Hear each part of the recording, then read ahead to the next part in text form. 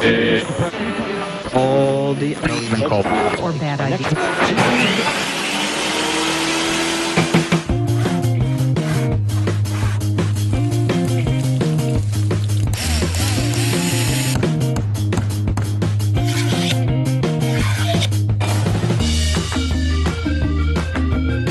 This is the best episode ever of this podcast. I just got back from Bogota, Colombia.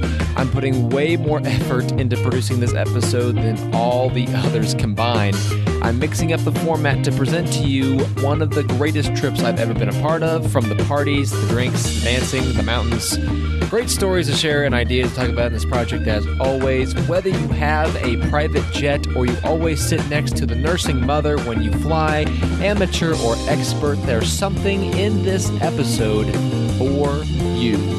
I am just so excited to share my travels. Please, let's just start the episode.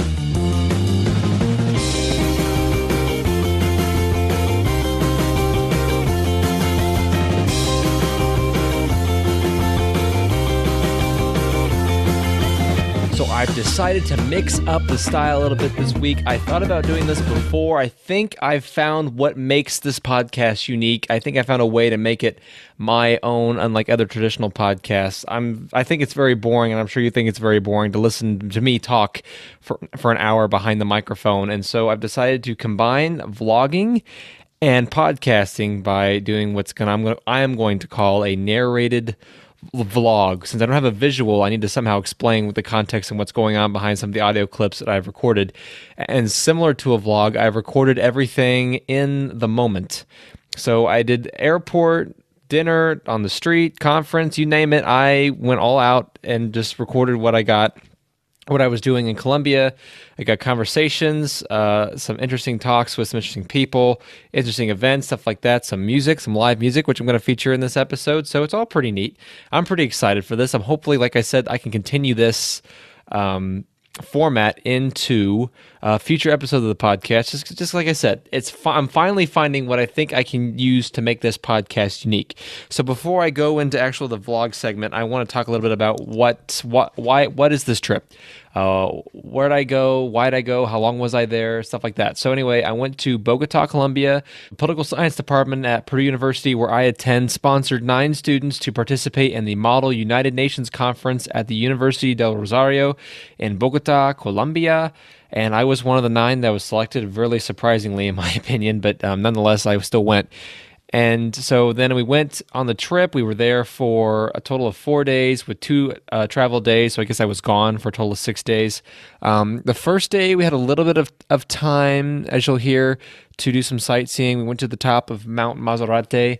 Then we had the opening ceremony that night. And then we had the conference for 4 days. I really didn't record anything during the conference just because I was trying to, I'd never done Model United Nations before. So I was trying to figure out what the heck was going on and trying to actually participate. But then I recorded some of our evenings together. I didn't record anything at the party because I don't think anybody wants to be recorded when they're drunk. So I didn't do that. Plus I want to have a good time and dance and salsa and all that kind of stuff. And then I did some recordings on the airport on the way there, on the way back. I did the end of the trip. Did a recap, and like I said, I'm going to be with you the whole way. I'm going to narrate the whole thing. That's just a brief summary of what would happen. There were some great stories. There's some things I have to explain and stuff like that, but please just enjoy this absolutely fabulous podcast episode. Bogota, Colombia. Bogota, Colombia. Bogota, Colombia. So I leave for Colombia in less than 36 So what I'm saying right now, I recorded the night before we left for Colombia. I'm recording this at Purdue University. Try and see if I can record just little moments, little things that happen while I'm there, rather than trying to write things down or try to remember things to talk about in the podcast when I actually record it. This is something I'm hoping I can do a little bit more often to actually try to make the podcast a little more interactive, maybe more in the moment. Also, it's kind of hard to keep a podcast interesting when you're trying to just talk and talk and talk, and there's not much variety. So hopefully this is a way I can add variety to the podcast. But I have a lot of stuff to do, obviously.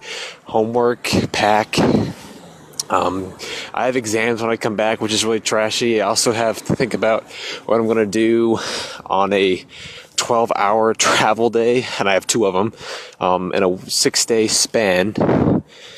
So I got to think about that and getting ready to go and everything. I printed a lot of stuff off for the conference. Also, that's what the trip is for. It's for a Model United Nations conference, besides sightseeing and partying. So I will hopefully keep you updated. Yes, it's an educational trip, but at the same time, it'll be fun. We'll just see what happens. Now transitioning, we've just arrived at O'Hare Airport after our 2-hour drive from Purdue University. We're getting ready to board the plane to Houston. Just went security at O'Hare Airport in Chicago. Everything is a go. I finally made it to security. Gummies are a go. That was the main thing. Now we're getting ready to board the plane. It is approximately 10:46 Eastern Standard Time. So I completely forgot about the whole Chicago's not on the same time as Purdue. So we actually have 2 hours until we take off instead of an hour.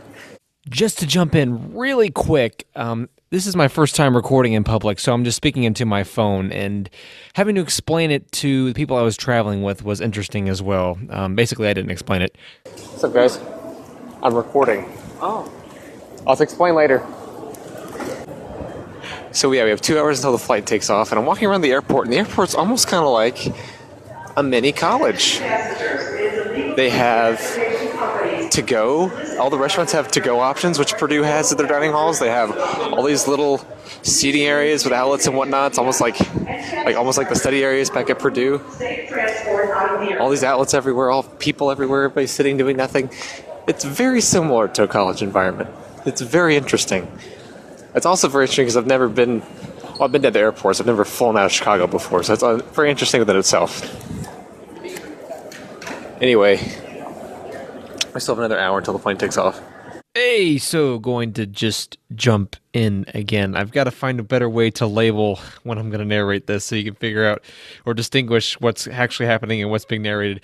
Anyway, so yeah, we had connecting flights from Chicago to Houston to Colombia, so that's a 2-hour drive to O'Hare, a 3-hour flight to Houston, and then a 6-hour flight to Colombia. So this is coming up. We've just landed in Houston. Just landed in the Houston airport. It is less than 2 days after the Houston Astros won the World Series for the first time. Big congratulations to them, and you can definitely tell with the amount of Houston fans flying back, and then also just the amount of Houston Astros stuff in the airport is incredible, which also the Houston Astros were the first sports team ever to have AstroTurf, or just have turf in general, so... Also, the flight was okay. I've never been on a 3-hour flight. That was exciting. We had the 2-3-2 set up. I had an aisle seat, and because one of the guys who's supposed to go on my trip didn't go, I had an empty seat next to me, so that was really nice. Couldn't really see out the window that well, but nonetheless, we had television screens. I watched House of Cards. They only had season 5, which is exactly what I need because I'm on season 5, so that worked out okay. We went up to 40,000 feet. They had like in-flight statistics, so it's actually really cool. You can follow the plane up and follow the plane down, see how fast it was going. You can see the temperature outside, which at the minimum cold, it was negative 80 degrees Fahrenheit, which is like ridiculously cold. Good thing I'm not jumping out of a plane at 40,000 feet. Also this thing called Mach speed, which I don't know what that is. But then the plane ride was really smooth, but then as we descended, we went like very smoothly down to 6,000 feet. Then we cruised at 6,000 feet for a little, what seemed like too long, because then we like made like a mad descent down to the final 1,000 feet or so, which was pretty crazy. It was a little turbulent. Felt like I was going on a roller coaster a little bit, but nonetheless, I refilled my water bottle because it's my last chance to get water in America.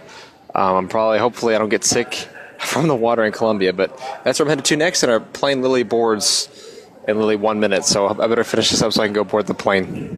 Okay, I know the airplane stuff especially the airport. I know that's really boring. I'm sorry I made that such a long intro. It just had, I had to set the scene. And plus, I'm actually really interested in flight. So, of course, I'm interested in all of the flight stats and the 40,000 feet and the clouds and crap like that and how smooth the landing was and the descent. And I actually want to pursue my pilot's license at some point.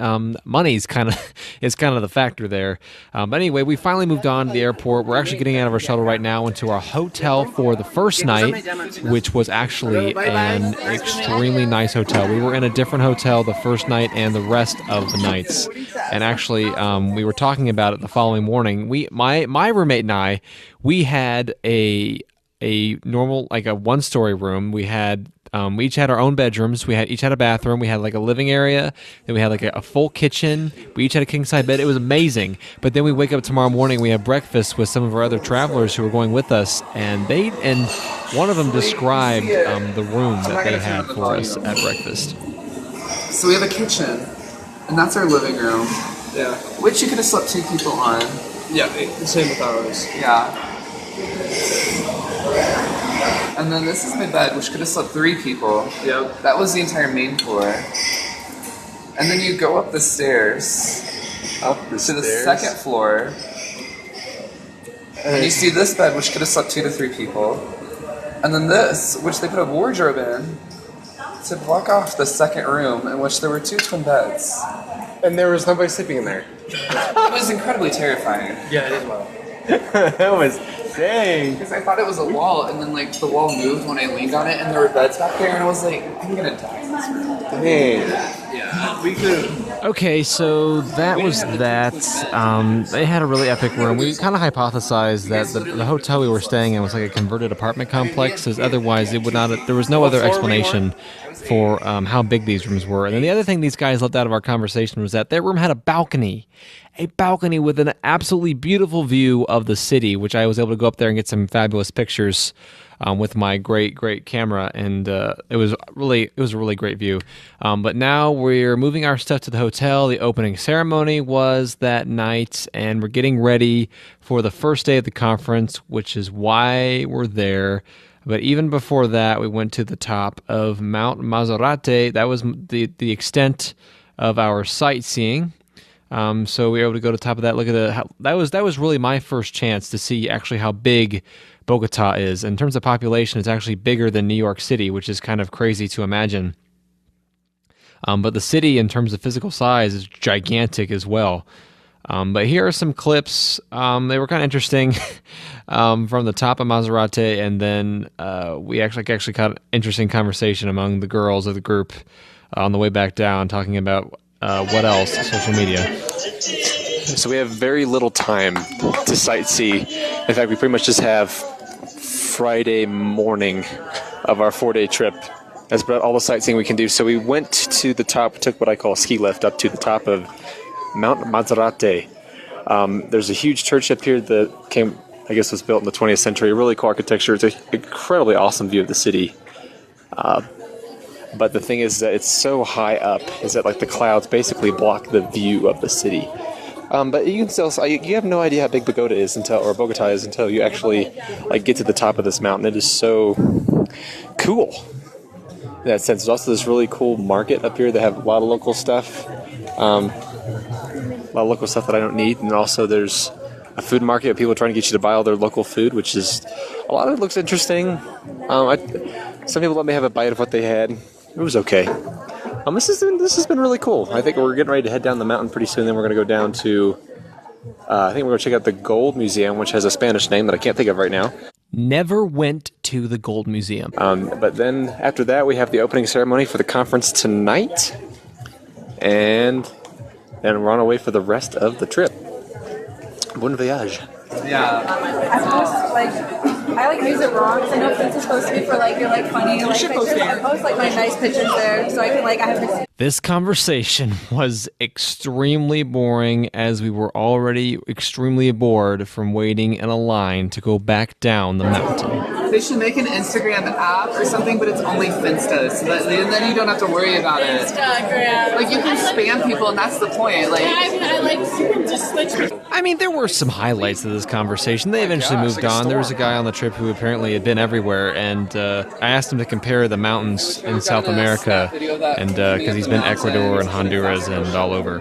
What'd you think of? Have you been on something like this before? Like a mountain like this high? when I was in Quito, Ecuador, we went, like, they had mountains that were higher than this, because the entire city is mountains. But it was really cool because we got to the top and literally we were like above clouds or like within clouds, so everything was like super like smoky and foggy, and like we didn't have a lot of time, but like you were able to like go kind of adventuring a little bit like out into the clouds. But So what'd you think of this?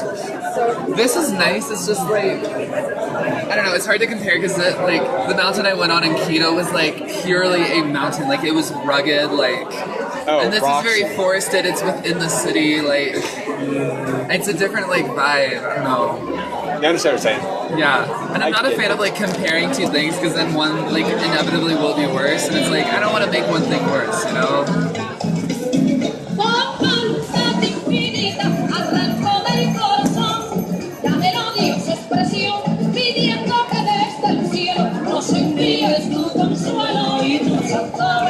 So actually going up and down this mountain was really cool in the ski lift because this mountain's huge and extremely tall, and it was just a really fun thing. It's going on a ski lift is something everybody should do at some point. But then we got back down the mountain and a storm immediately rolled in. It started pouring. We all got soaked. We didn't have our rooms yet, so we all had to stay soaked for a while. My clothes didn't dry the rest of the time we were there. I didn't have a fan, or I didn't have a place I could air them out or whatever, so they just kind of stayed soaked. My shoes were soaked, and they smell really bad now, and they're even more dirtier than they already were. And then we went out for dinner that night. Then we went to the opening ceremony, and then we have day one of the conference. How exciting! Especially when I'm trying to make this podcast episode sound exciting and make my travels sound like they were really fun. But nonetheless, it was interesting to learn how Model UN worked and everything. So here's an update from about midday of day one. Just got back from the final activity of the evening. I should have been more in the moment today, but so much happened today, including a downpour, a trip to the mountains, lots of photos, getting back, being soaked for a while, then going out to the conference with an Uber driver. I've never used Uber before. That was fun. Driving through Colombia, which everyone drives pretty recklessly here, so that was very nerve-wracking / entertaining / thrilling the whole time. They went to the opening ceremony, which I'm very surprised. The conference for this Model United Nations things is actually very small. There's not really a whole lot of people doing this. And then they had a little get together afterwards, and of course the drinking age in Bogota or in Colombia in general is 18, and so all the kids drink wine.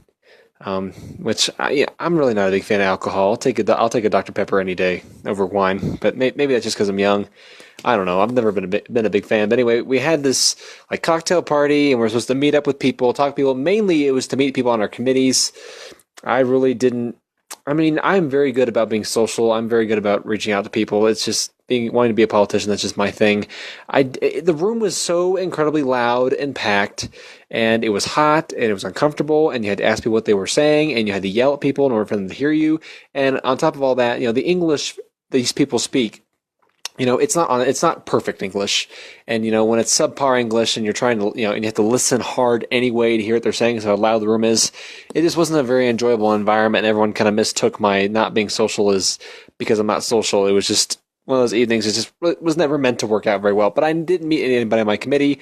I did meet some other people as they came up to me, wanted to talk for a while, to talk to them briefly, learn some things about the natives here and language and whatnot. And it was very interesting. There's people all across Latin America, South America, and the Caribbean at this conference, despite the fact that it's only about a couple hundred people, maybe 100, 200 people, if that even, maybe even 100.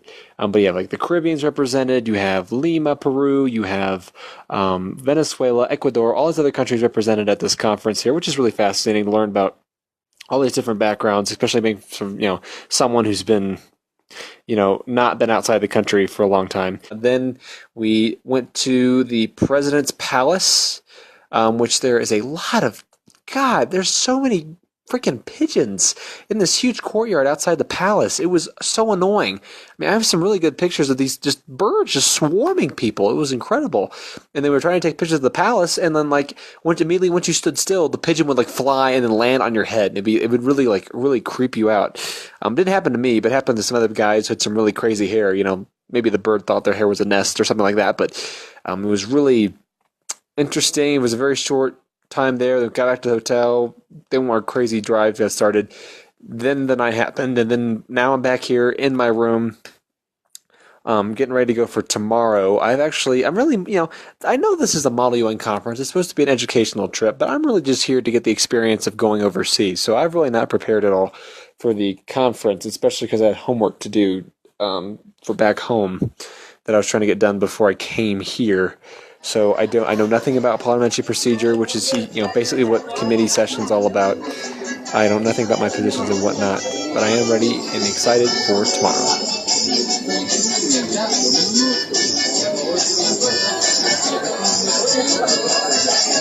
So I'm sitting in right now the icon. I want to say the iconic part of the university. It's this little courtyard. I wish I knew what it was called. But if you look up Universidad del Rosario, it's what would come up. I'm sitting on the second level staring at the statue of Los Hijos de la Colegio. That's not it. They don't say what the statue is, but nonetheless. It's a pretty part. Make the campus feel a little bit older.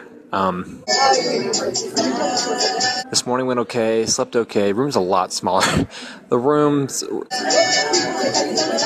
in the hotel we're in now really suck compared to the rooms before. They're really small, one bathroom, incredibly cramped, but it's whatever. So we have more of this very boring Model UN stuff this afternoon, and then... This is lunch break of day 2, by the way. We have an international fair, which we bought a bunch of Purdue crap to show off at our international fair. Currently at the international fair.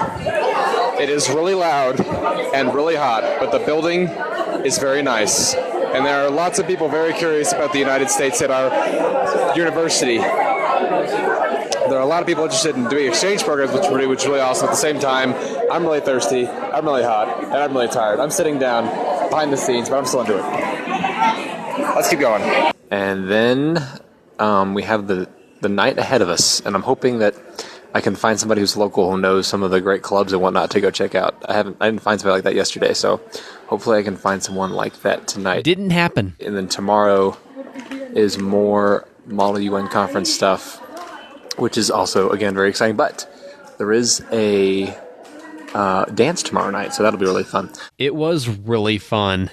No white kid my age has ever consumed that much alcohol. Also, is in regard to the meals, we actually get breakfast with the hotel, and then we actually get lunch with the conference and snacks.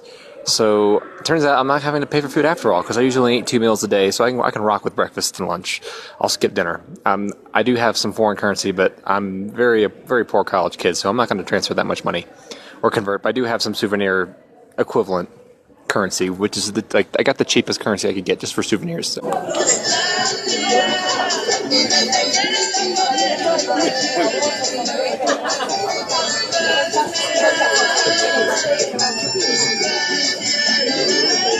So we've reached day 2 in Bogota, Colombia, and we're now starting to get into the stuff that we actually came here for, which is the Model United Nations Conference that's here at the university, Universidad del Rosario. And if you're not familiar with Model UN, it's very boring. You have to represent a country, and then you debate different topics. You're on different committees that discuss different things, and you have to come up with a resolution to whatever the topic is, and you have to represent the specific country's view. I happen to be Russia, which is okay. Honestly, I'm not going to lie. I really did this for the free trip to Colombia. Model UN is somewhat cool. I've not done it before. I went to the call-out meeting for the club, but I just didn't really find it that interesting or that much something that I really wanted to do. But nonetheless, I'm here now. Very went through a very long morning. Praise the Lord, this conference is only 2 days.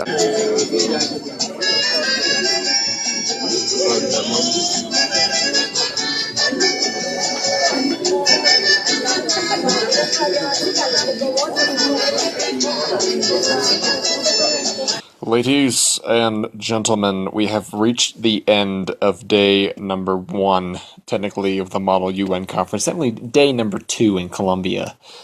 Other than what I've already discussed today, we had a great little international fair, which was really fun. We had some dancing was done. Not as much dancing as there's going to be tomorrow night, but we got to get rid of all of our Purdue crap. People were very fascinated by it. We got to check out some other countries.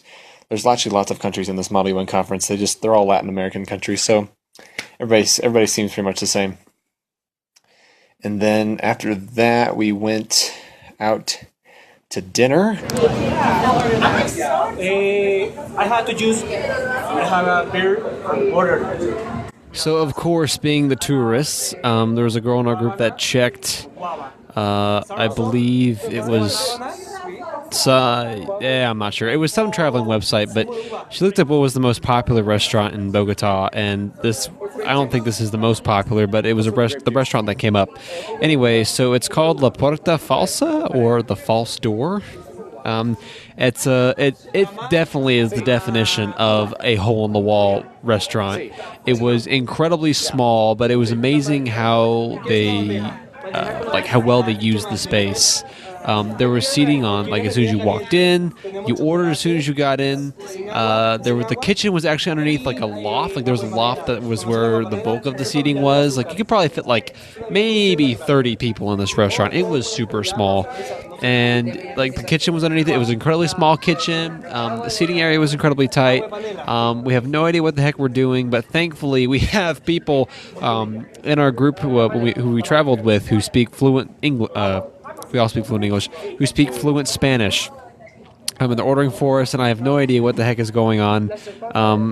Apparently beer is beer in every language, so the guy just keeps asking if we all just want beer. And then we're also ordering some really cool things. So I got this, tamale thing with rice and chicken. It was really good. Other people had some more native stuff, which actually was kind of jealous of. They had this huge plate that had blood meat sausage, some chicken, some really good pork, rice, but it was all very good. And the thing that was really unique, or maybe that was weird or strange or special, was that the food in this country was just way more satisfying. It felt good to eat it. You were full when you were done eating. It's not like in America where you have all of the gluten and the preservatives and the additives and the special flavorings and all the artificial crap. This stuff is authentic, and I don't know why. I mean, maybe it just has never been abroad before, but it was just a completely different eating experience. And this restaurant was definitely great. The waiter was great. The service was great. I recommend it if you're ever in Bogota. Please go to La Puerta Falsa. Well, me gusta tu restaurante. Todos. Adios. Gracias. Everyone changed before we left. I didn't change. We were wearing all of our formal stuff and our business attire for the conference today, and then everybody came back and changed into casual clothes but me, so it was kind of interesting walking down the street, and plus walking around in nice clothes in the street makes you kind of look like you're a rich person, so I felt kind of nervous about the whole kidnapping and all that good stuff.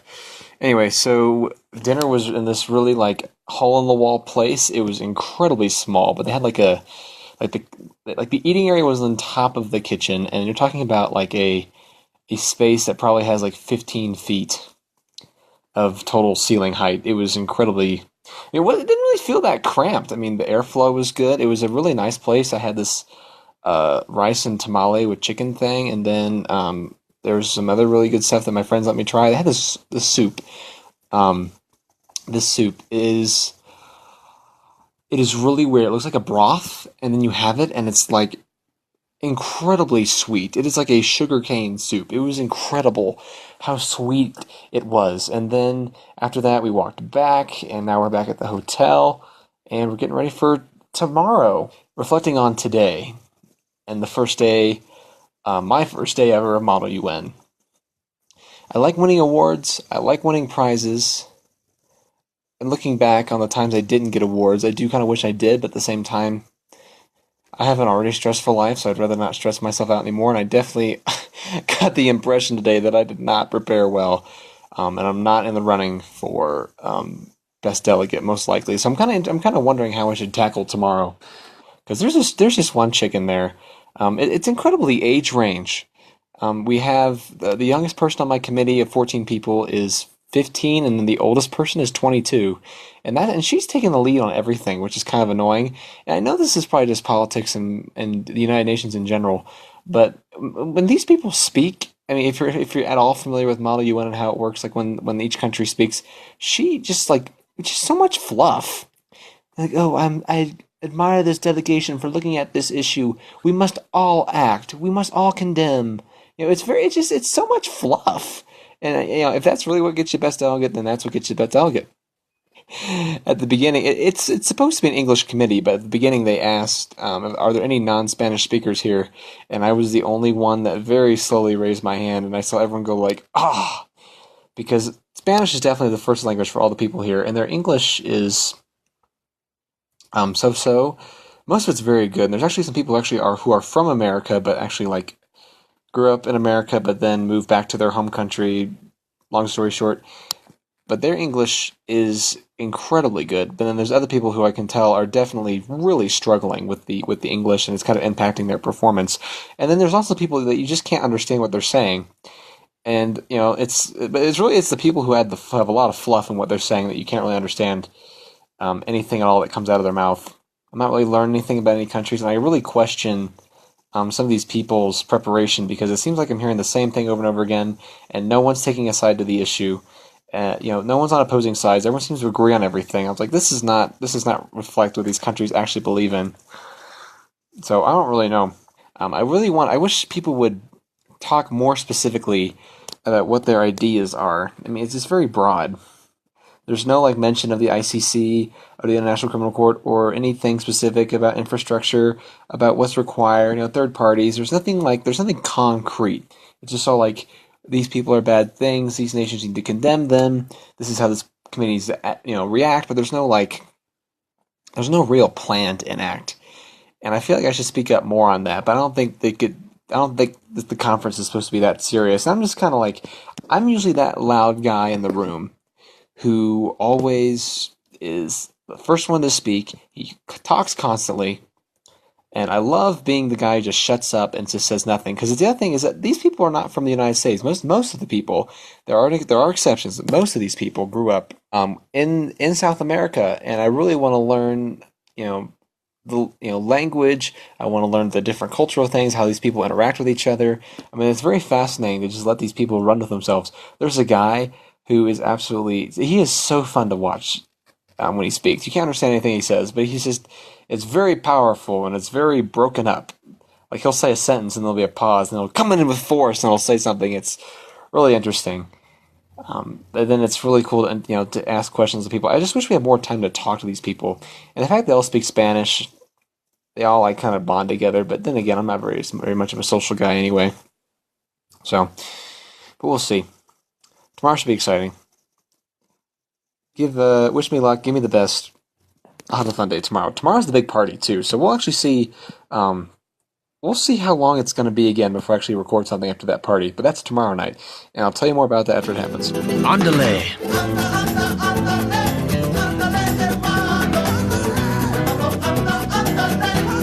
Ladies and gentlemen, it is day 2 of the Model UN conference. It's 2 of 3 technically. We're wrapping up our first topic in my committee, and I had a really great speech in one of my debates,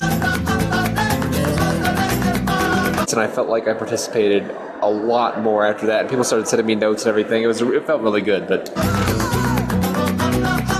at the same rate, Model UN's also really boring. I would much rather be doing other things, but like exploring the city and finding some Colombian women and stuff like that. But anyway, we have a job to do this afternoon. We're got another big long session. Then we have a 3-hour break, and then it's the big dance party at some random club somewhere. So, party on.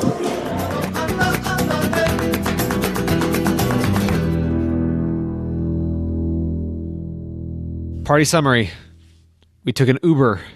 It took 45 minutes, and it was like being in one of the Fast and Furious movies. We got there, got to the club. Probably the only time I'll ever get past a bouncer ever. Then we got up in there, got our free beer. People didn't want their beers, so we drank other people's free beers. Got all this finger food. Then the lights went off, and everybody started dancing. Got a lot of control. Had some shots of tequila. Had some more shots of tequila. Had some local drink. Had somebody else's free beer. More dancing. And then the stupid... What I said this already, but what was crazy was that, I am a 19-year-old kid from America. I am the only freshman going on this trip. And everyone else is a junior and a senior. They're all like 21 or very close to it. And they're all getting headaches. And they want to leave. And it's like 12:30 a.m. And I can't believe it because like I felt like I had way more alcohol than some of the others, but they just couldn't handle it and they really wanted to go. And that really drove me nuts because I was having a good time. I danced with a lot of the women. It was very good. I used my white boy, I don't know how to salsa excuse, worked a lot. And besides being upset that we had to leave early, I woke up the next morning feeling fine. No issues, no headache. Woke up at like 8 a.m. It was all cool, felt fine, felt energized, ready to go. Some other notes about the club. Actually, they rented out a whole floor. Like the conference bought a floor for everybody, but there were like other floors of the club were still open for other people to come to the club. And they saw that everyone was partying on our floor, and there'd be some ladies that would come down, and some of the people that would come down who wanted to have a good time. People would go out for a smoke break and come back in, and it was a lot of fun. People were getting on each other. It was actually really tight, so there wasn't a whole lot of room. It wasn't really that hot though, which is okay. But Colombia or Bogota, because it's in the mountains, is just cooler in general. So, like I said, a lot of fun. Won't drink that much alcohol again, probably ever. But it was a lot of fun.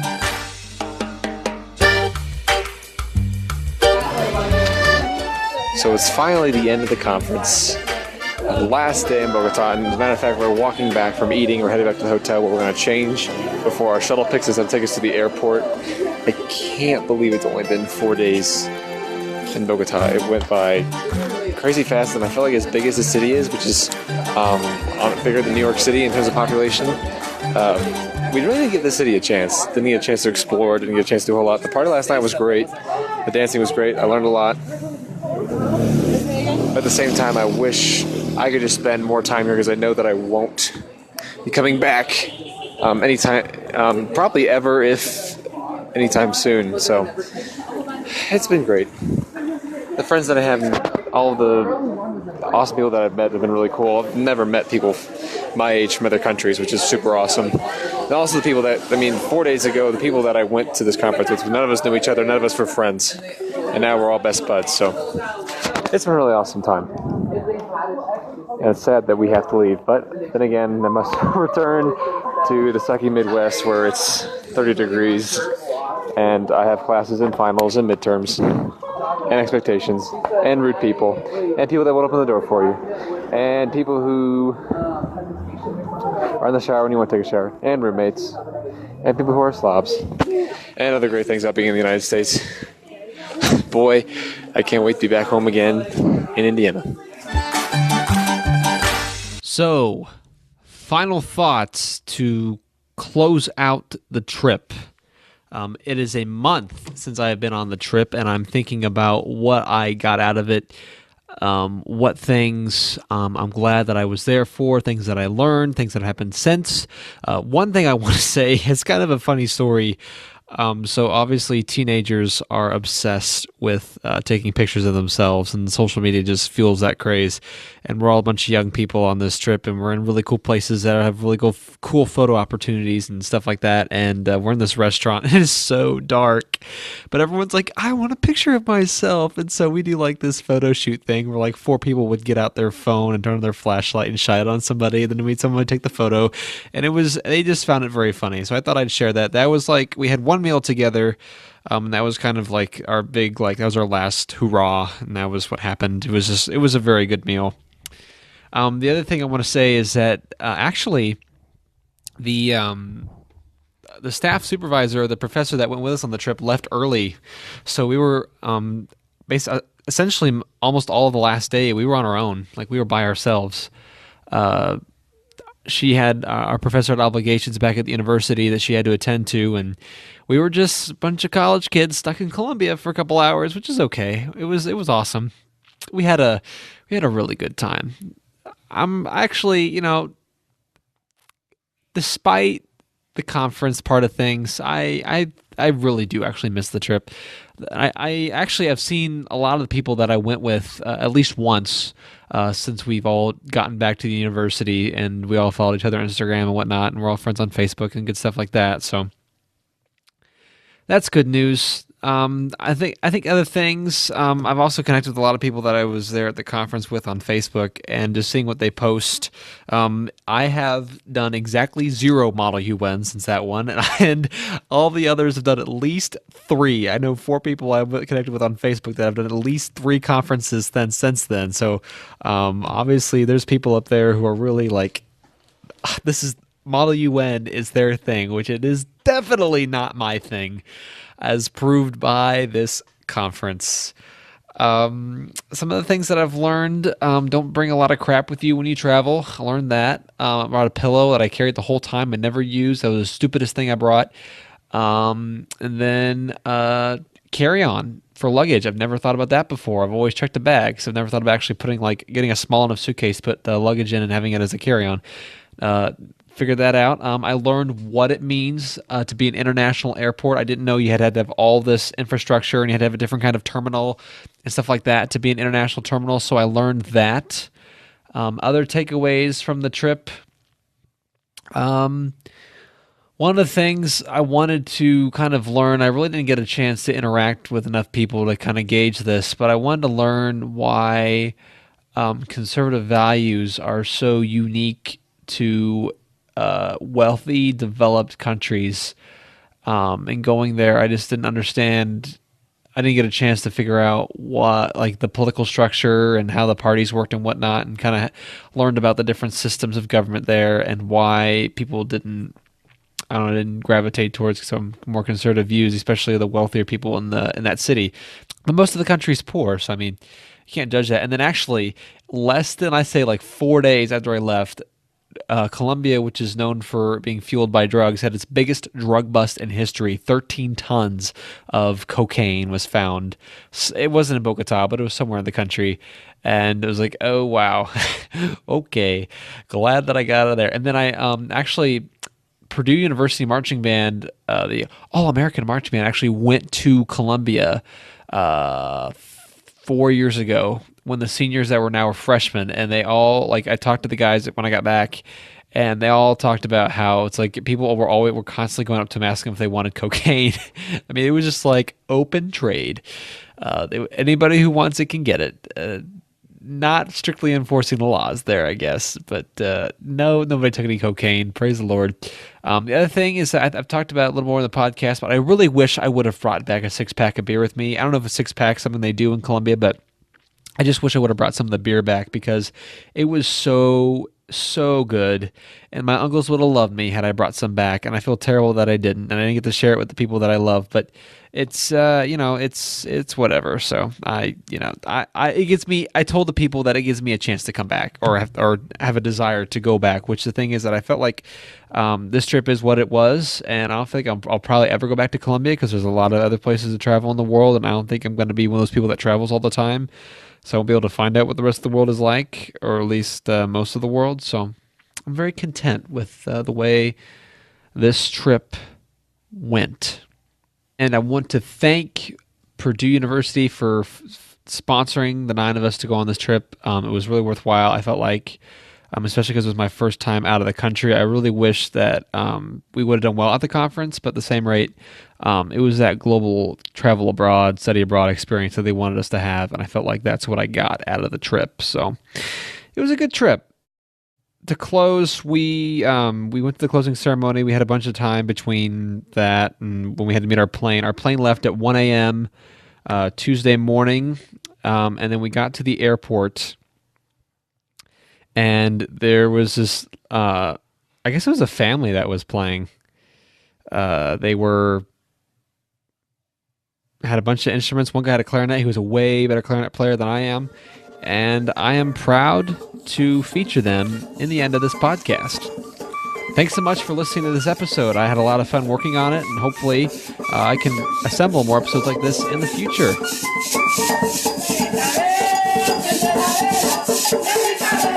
Musicians and artists who release their music and their talent into the public domain give the greatest gift and promote a crowdsourced creative world. In the outro of project number 17 of the Breeze Creator Podcast, I want to feature some great music from the Bogota airport.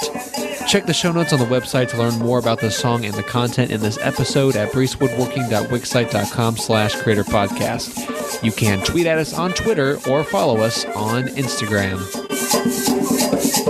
I'm Lee Brees. I'll see you next time on the Breeze Creator Podcast.